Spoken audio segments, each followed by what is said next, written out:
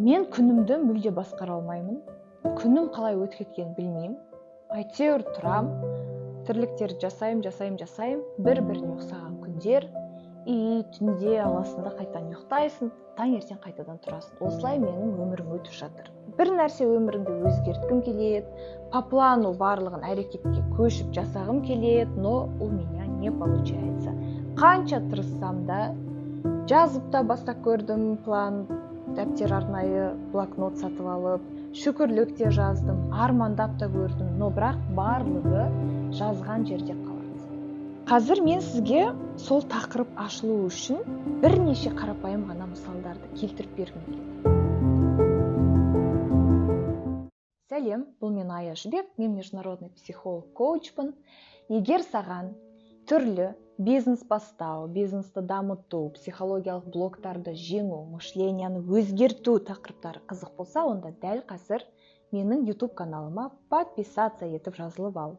Және де осы YouTube видеоны өзіңнің жақын достарымен, группаларда бөліссең болады. Енді ары қарай тақырыпты жалғастырайық. Қарапайым ғана мысал. Мысалы, поляда доп бар, я. Оны футболист қай жаққа тебеді, доп сол жаққа кетеді. Если сен дәл қазір без плана жүрсең, сен полядағы допсың. Сені енең қай жаққа тебеді, сен сол жаққа жүресің. Сенің бастығың қай жаққа тебеді, сен сол жаққа жүресің. Былайынан айтқан кезінде, сен өмірде мақсатсыз, мақсат демей қойықшы, бір күніңді плансыз өмір сүрсең, сен допсың полядағы тебіліп жүрген. Налево, направо, қай жаққа сені тебеді, сол жақта жүресің. Иногда аут болып шығып кетесің. Иногда біреудің воротасына кіріп кетесің. Арыда беріде жүресің. Саған өмірін жалко емес пе? Доп сияқты тебіліп өтір. Вот өмірің саған жалко емес пе? Доп сияқты арыда беріде тебіліп жүрсің. Нақты сенің направлениең жоқ. Мысалы, сен таңертең жұмысқа шыққан кезінде кез келген автобусқа мініп кетесің бе? 16-шы номер ма, 46-шы номер ма, қарамайсың ба? Тупо автобус келді, міндің, кеттің ба? Или аэропортқа барып, любой бірінші самолетқа мініп кетпейсің ба? Сенде нақты план бар, я. Сол үшін адамның өмірінде план маңызды. Мен мысалы, дәл қазір Қазақстанға осы пайдалы видеоларды түсіруге келдім. Барлықтарыңыз білесіздер, мен Дубайда тұрамын. Менде қазір Европаға виза бар. Менде қазір бірнеше елдерге саяхаттарға менің достарым шақырып жатыр. Мен барлығын тастап, қазір саяхаттасам болады.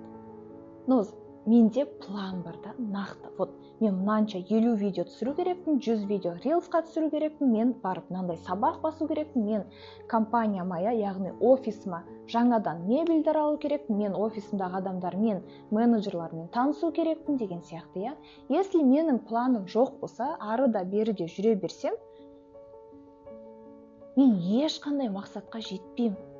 Ал сен мақсатқа жетпеген соң не боласың? Саған табыс келмейді. Сенің ойлағандарың орындалмайды. Мысалы, сен саяхатқа барғың келсе, мысалы, сен бір заттар сатып алғың келсе, я. Адам не істейді? Мақсатына жетпегеннен кейін, қалаған өмірін сүрмегеннен кейін, өзінің қалаған заттарын алып кимегеннен кейін, адам депрессияға, стрессқа түсіп бастайды. Сен депрессия, стрессқа түсесің, сосын ойлайсың.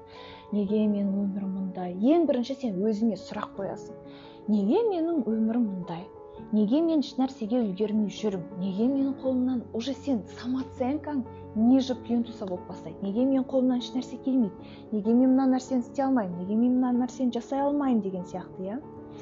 И сол сұрақтарды қоясың. И одан кейін барып, адам, енді біз адамбыз ғой. Біз өзімізді ақтап алуымыз қажет, я. Сосын сен уже айналаңдағыларды кінәлап бастайсың. Мен үлгермей жатырмын, потому что менің балаларымды қарауға ешкім көмектеспейді. Бұл үйде балаларым маған ғана керек. Бұл үйдің тірлігі маған ғана керек. Или болмаса, мен не үшін бұндай үйде тұрып жатырмын, потому что менің мемлекетім өзі ғана жеп жатыр, жоғарыдағылар. бізге еш нәрсені бөліп бермей жатыр деген сияқты. То есть сенде бірінші этап сен өзіңді кінәлайсың, өзің самооценкаң түседі. Екінші этап сен уже жертва состояниясына түсесің. Сен адамдарды кінәлап бастайсың. И бірінші самооценкасы төмен, и екінші жертва состояниясы қосылады да, сен конкретно стресс, депрессияға түсесің, болды. Сенің ойыңның барлығы негатив, ойыңның барлығы депрессия, и по-любому сенде постоянно что-то не так болып жүреді. Блин, не үшін мен осы мақсатыма жете алмай жүрмін? Блин, мен осы не үшін мақсатыма жете алмай жүрмін? Мақсатыңызға жете алмай жүргендігіңіз сізде нақты план жоқ. Біздің миымыз и так ашып атала болып жатыр да, миымызда неше түрлі ойлар келіп кетіп жатыр да. Біз дәптердің бетіне жазған 10 нәрсенің 3-ін орындай алмай жатырық та күніне. Енді кімге ренжисіз, если сіз 10 нәрсенің 3-ін орындамасаңыз? Или сіз вообще план жазбасаңыз, план жазбай қалай жетістікке жетем деп ойлайсыз? Адамның өмірінде сен баратын остановканы білу керексің ғой. Сен остановканы білмесең, басың ауған жаққа кетесің. Сол үшін мақсатқа жетем, табысты боламын, армандаған өмірімді сүремін міндетті түрде. Гармонияда өмір сүремін деп мақсат қойсаңыз, сондай ой болса, осындай мен атап өткендей өмір сүргіңіз келсе, міндетті түрде қолыңызға блокнотты алып, немесе телефоныңызға, заметкеға өзіңіздің пландарыңызды жазып, нақты пландармен әрекет етіңіз. Осы жерде ескертейін, кішкентай пландар, кішкентай бір күндік план сізді бір апталық жетістікке алып келеді. Бір апталық план сізді бір айлық жетістікке алып келеді. Бір айлық жетістік сізді 3 айға, 3 айлық жетістік сізді 3 жылға, мақсатыңызға, үлкен мақсаттарға алып барады. Пока сен кішкентай мақсаттарды, кішкентай пландарды іске асыра алмасаң, үлкен мақсаттарыма жетемін деп ойламай-ақ қой.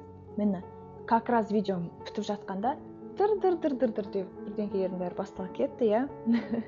Ештеңке етпейді.